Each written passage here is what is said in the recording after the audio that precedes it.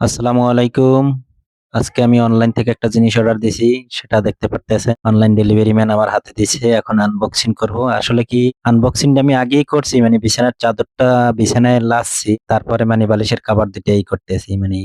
Test করছি তো আগে ১ম এ আইনেই তার সাথে কথা ছিল তো চেক করার।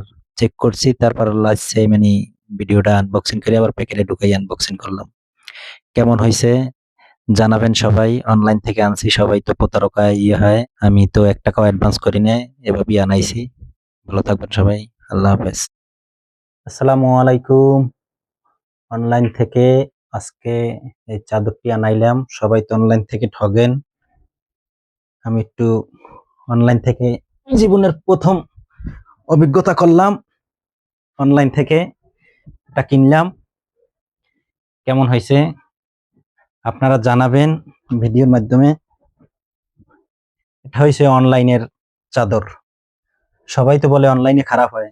আমি অনলাইনে তার সাথে কথা বলছিলাম যে, "আমার পছন্দ হইলে রাখবো, নাইলে ফেরত দিয়ে দেব। কোনো টাকা ছাড়াই। ডেলিভারি চার্জও দিব।" উনি বলছে, "হ্যাঁ, ঠিক আছে।" আজকে আসার পর ডেলিভারি ম্যানের দাঁড়া করাইয়া বাসায় নিয়ে বিছানায় লাইসছে কাপড় দেইখা। তারপরে তারপরে রাখছি। আলহামদুলিল্লাহ খুব সুন্দর, ভালো হইছে। মাশাআল্লাহ।